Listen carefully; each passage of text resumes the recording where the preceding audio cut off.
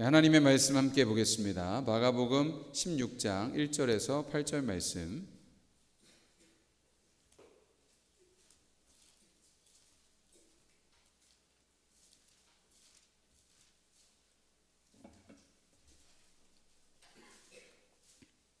마가복음 16장 1절에서 8절 말씀.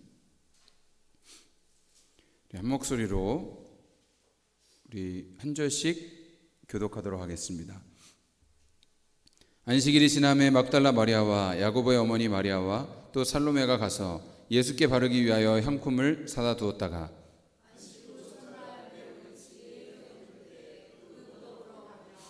서로 말하되 누가 우리를 위하여 무덤 문에서 돌을 굴려주리오 하더니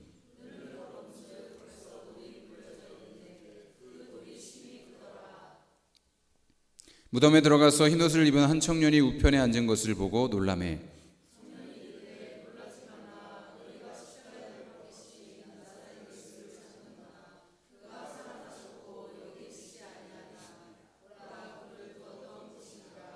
가서 그의 제자들과 베드로에게 이르기를 예수께서 너희보다 먼저 갈릴리로 가시나니 전에 너희에게 말씀하신 대로 너희가 거기서 배우리라 하라 하는지라. 여자들이 몹시 놀라 떨며 나와 무덤에서 도망하고 무서워하여 아무에게 아무 말도 하지 못하더라. 아멘.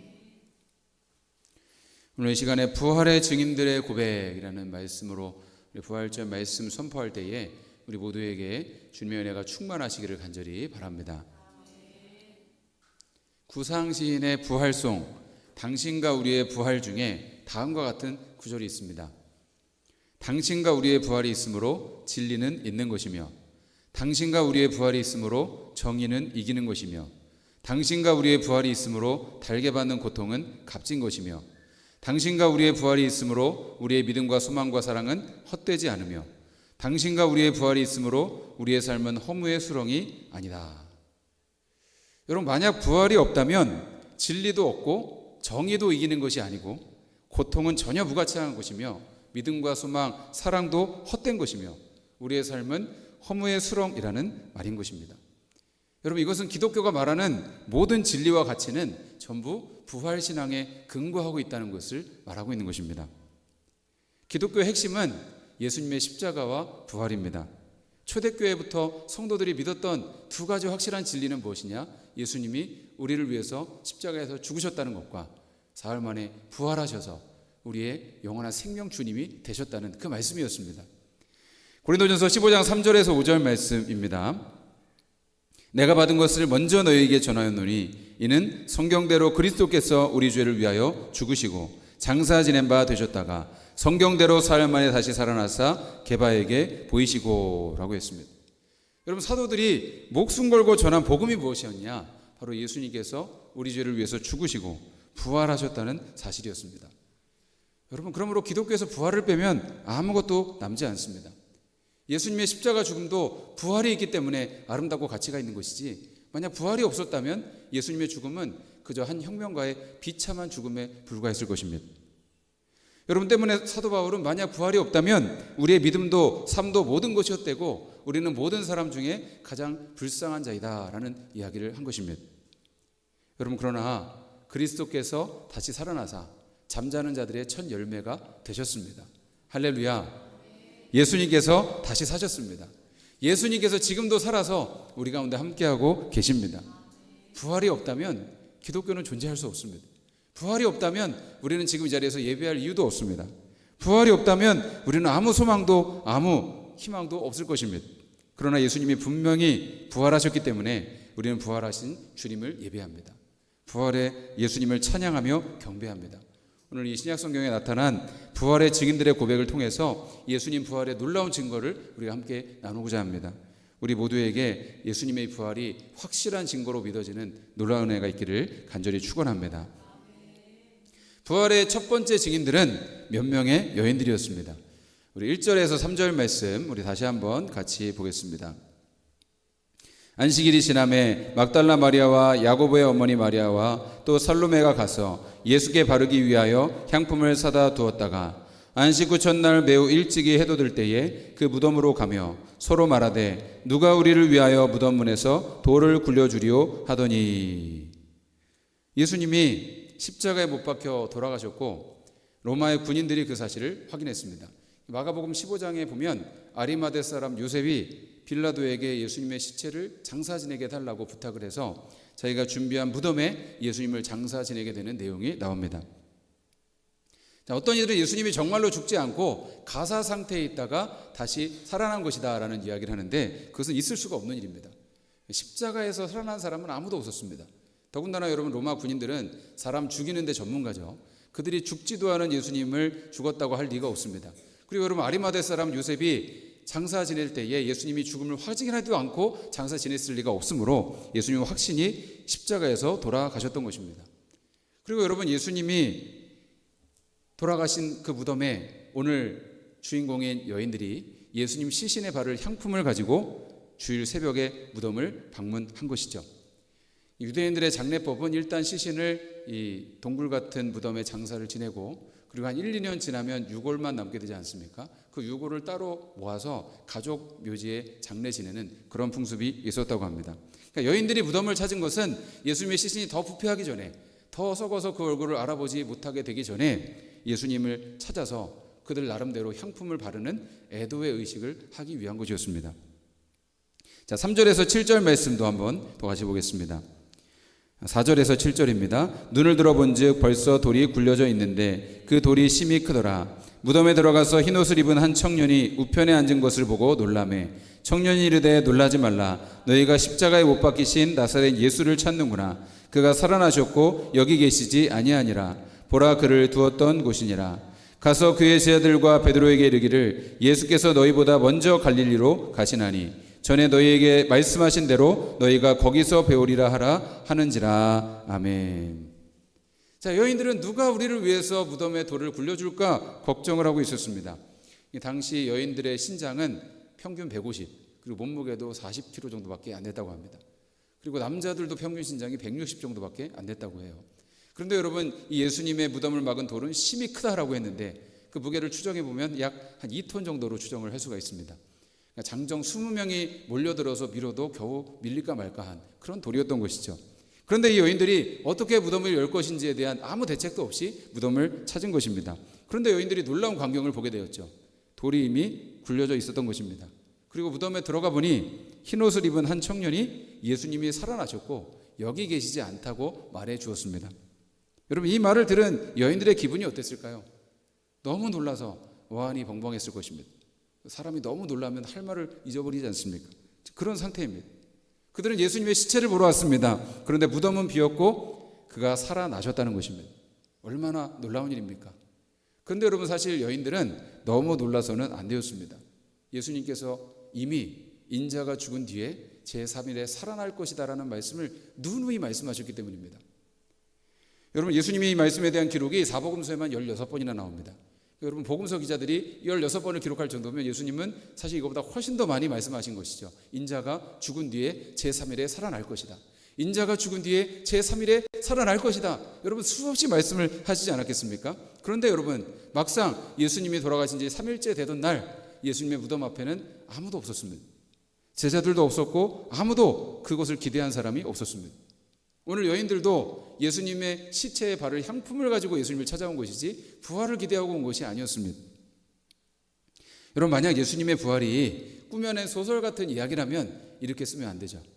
여러분 소설의 작가들이 복선이란 걸 주지 않습니까? 예수님이 부활하신다는 복선을 계속 주셨으니까 그래 누군가는 그 부활하신다는 사실을 기억을 하고 있어서 그래서 3일째 되는 날에 그래 오늘이 예수님 부활하신다고 했던 날이었지 손해볼 것 없으니까 한번 가볼까? 하면서 갔을 때 여러분 그 부활을 경험하게 되었다. 여러분 이렇게 써야 좀 뭔가 구성이 맞지 않습니까? 그런데 여러분 아무도 예수님이 부활하신다는 말씀을 기대하지도 않았고 기억하지도 못했습니다. 여러분 심지어 오늘 8절 말씀을 보면 여자들이 몹시 놀라 떨며 나와 무덤에서 도망하고 무서워하여 아무에게 아무 말도 하지 못하더라 라고 했습니다. 여러분 그들은 처음에 너무 무서워서 그 예수님의 부활의 소식을 아무에게도 말하지 못했습니다. 또 11절 말씀을 보면 그들은 예수께서 살아나셨다는 것과 마리아에게 보이셨다는 것을 듣고도 믿지 않았다라고 했습니다.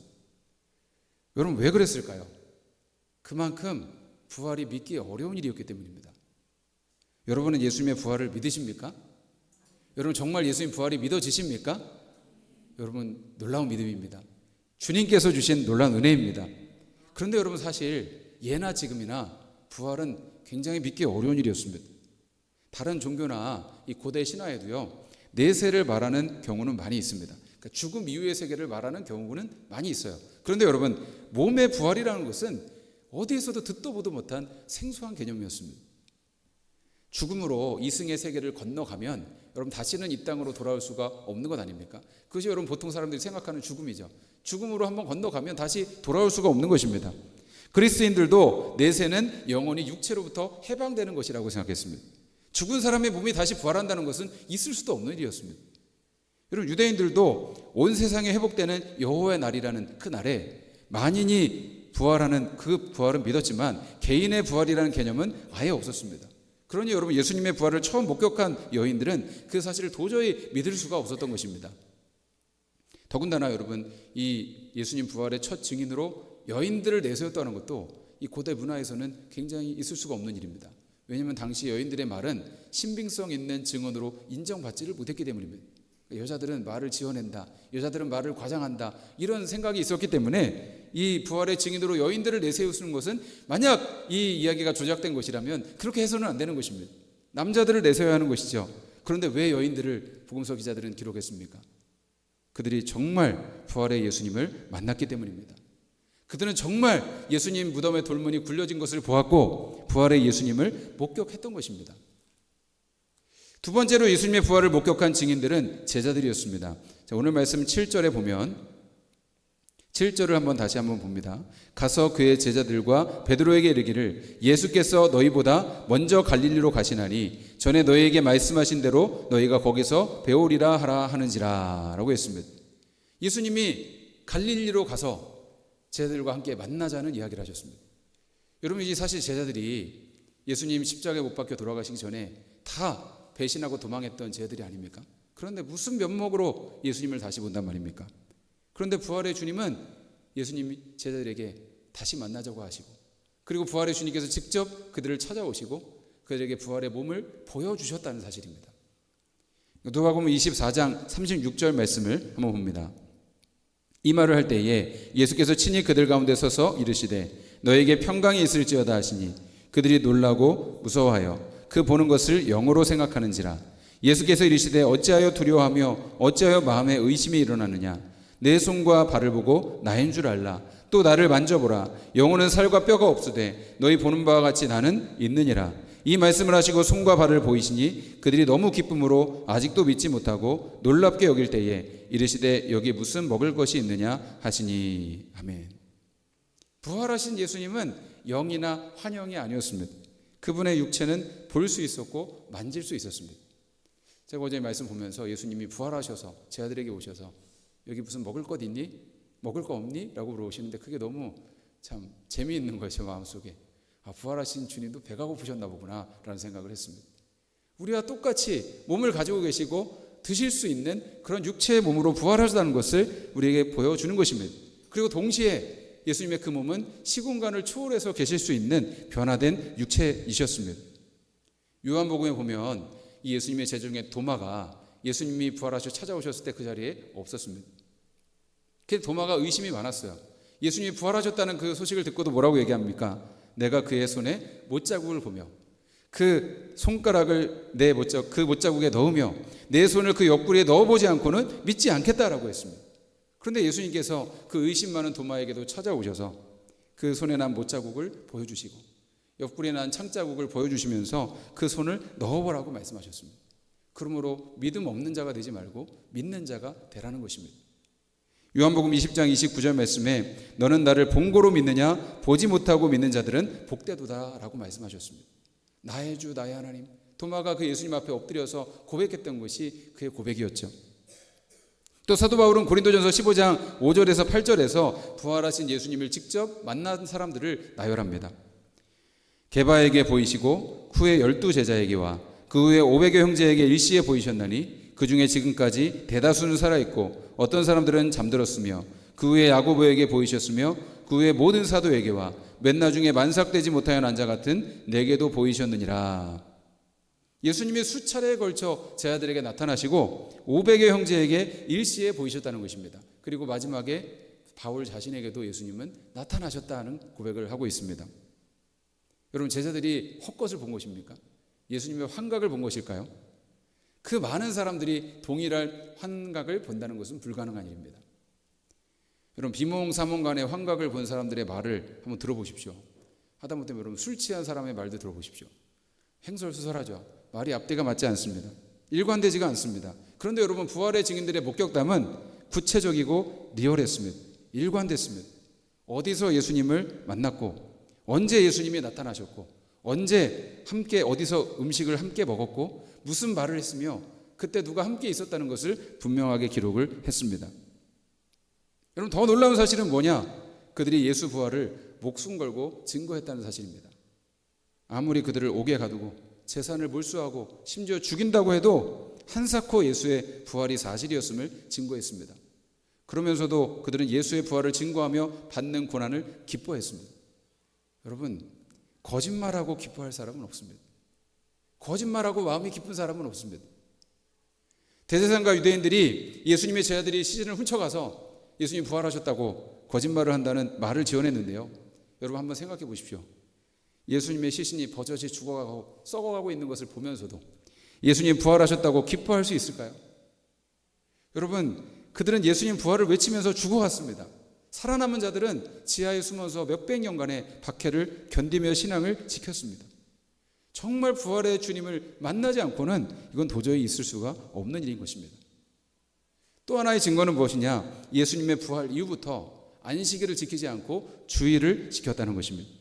이것은 교회가 생겨나게 된 가장 큰 원인이었습니다. 여러분, 교회는 초창기 때부터 주일에 모여서 예배를 드렸습니다. 왜 그랬을까요? 주일이 예수님이 부활하신 날이었기 때문입니다. 교회는 예수님의 부활로 인해서 시작된 것입니다.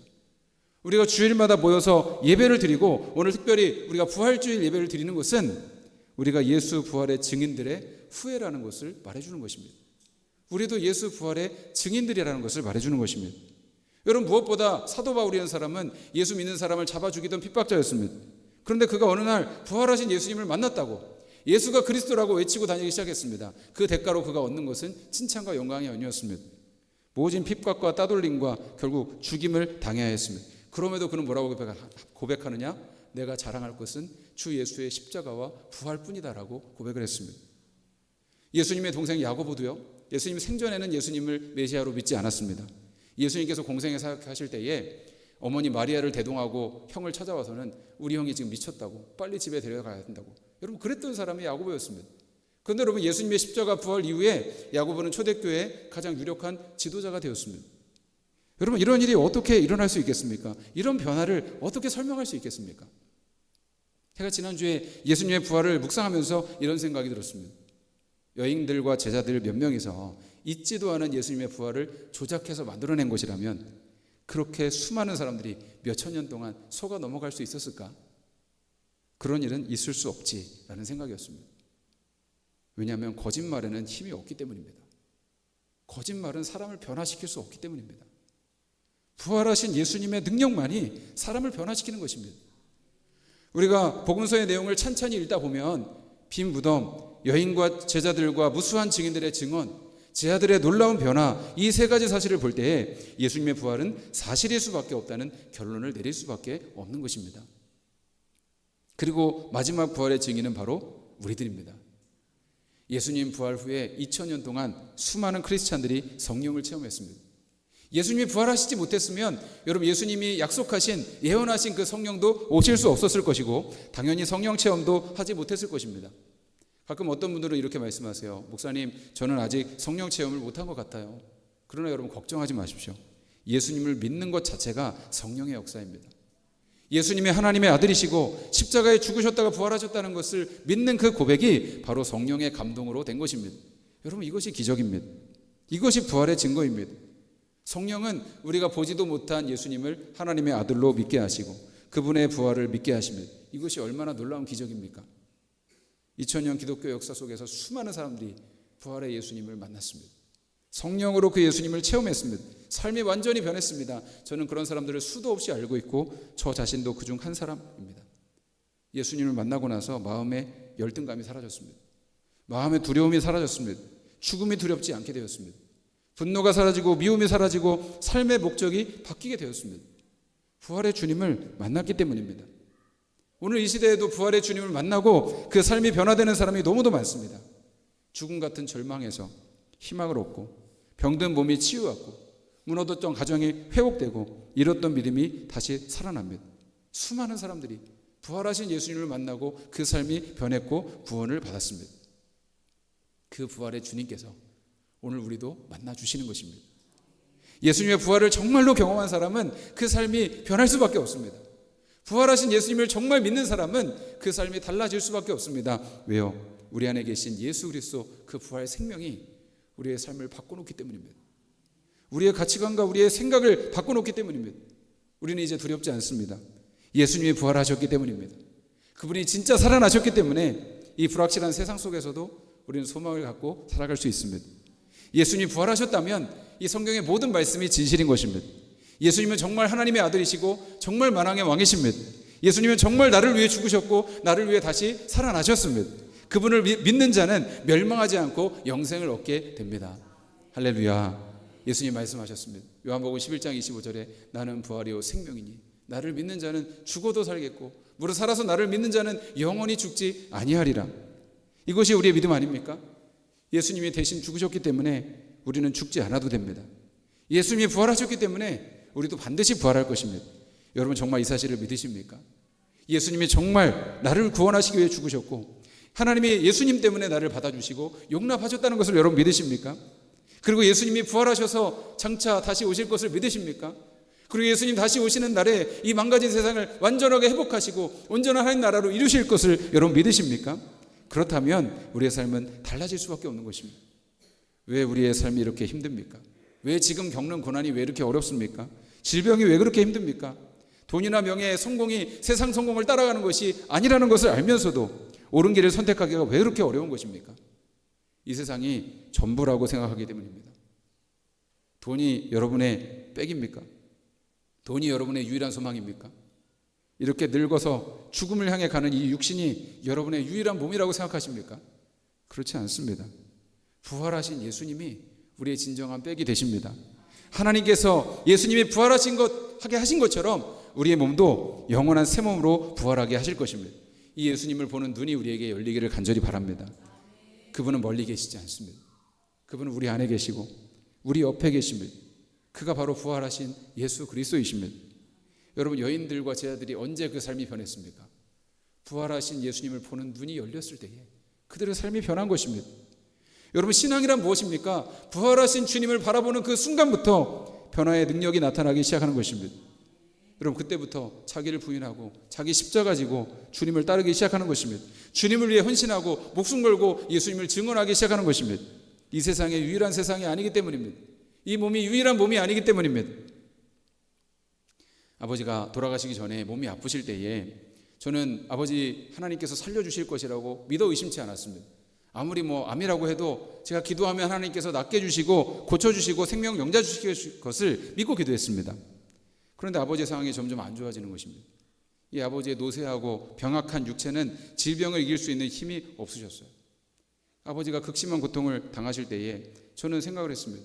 하나님께서 지금 정말 우리 아버지를 살려주시고 다시 생명을 주신다고 해도 오히려 그것은 아버지에게 고통이 아닐까. 그런데 장례를 치르면서 마음속에 분명한 소망이 있었습니다. 예수님께서 다시 오실 때 하나님께서 아버지에게 영원하고 완전한 부활의 몸을 주실 것이라는 믿음이었습니다. 겨우내 죽었던 것과 같은 나무와 꽃들이 다시 살아나듯이 주님 다시 오시는 날에 주님께서 우리의 이름을 부르시고 영원히 늙지도 않는 병들지도 사라지지도 않는 진정한 몸을 다시 입혀주시리라. 사랑하는 성도 여러분, 이 세상에서 우리의 삶이 끝이 아닙니다. 언젠가 완벽한 삶, 진짜 삶을 얻을 것입니다. 완전한 몸으로 부활할 것이고 영원한 생명 복락을 주님과 함께 누리게 될 것입니다. 로마서 8장 18절 현재의 고난은 장차 우리에게 나타날 영광과 좋게 비교할 수 없도다. 이 사실을 생각하면 우리는 모든 것을 이길 수 있는 것입니다. 부활을 믿는 우리는 모든 고난이 사라질 날을 고대합니다. 주님께서 우리의 모든 눈물에 닦아주실 그 날을 소망합니다. 우리의 고난이 영광이 되는 날을 기다립니다. 예수님의 그 손의 못자국과 발의 못자국이, 창자국이 영광의 상처가 되었던 것처럼 예수님을 위해서 당한 핍박과 고난과 상처와 손해와 그 모든 것이 우리의 영광이 되는 날이 올 것입니다. 주님께서 모든 세상을 바로잡으시고 모든 슬픔을 사라지게 하실 것입니다. 영원한 기쁨과 영광을 우리에게 주실 것입니다. 여러분, 예수님은 살아계십니다. 예수님은 살아계십니다. 예수님은 지금도 살아서 우리와 함께하고 계십니다. 그 주님을 만난 사람은 반드시 부활의 생명으로 살게 되는 것입니다. 여러분, 가장 큰 부활의 증인들이 누구일까요? 바로 여러분입니다. 여러분이 그 삶이 예수님의 부활을 증언하는 통로인 것입니다. 그 놀라운 주님을 믿음으로 살아가는 우리 모두가 되기를 원합니다. 우리가 그 부활의 주님을 바라볼 때에, 그 주님을 찬양하며 믿음으로 나갈 때에 모든 어둠은 걷어질 것입니다. 모든 죽음의 권세는 사라질 것입니다. 모든 질병은 떠나가고 모든 상처는 깨어지고 하나님의 놀라우신 부활의 역사, 구원의 역사가 우리 삶 가운데 나타나게 될 줄로 믿습니다. 그 죽음의 권세를 이기신 예수님 앞에 우리 함께 영광의 찬송을 드리기 원합니다. 주님, 그렇습니다. 주님 살아계신 주님이십니다. 주님 지금도 살아서 우리와 함께하고 계시는 부활의 주님이십니다. 그 주님을 제가 믿습니다. 그 부활의 증인이 되기를 원합니다. 그 부활의 주님이 함께하시는 그 놀라운 변화의 능력을 날마다 경험하며 살기를 원합니다. 주여 역사하여 주시옵소서. 우리 함께 고백하며 찬양하며 기도하며 주님께 나가기 원합니다.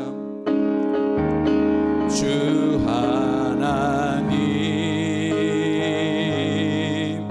독생자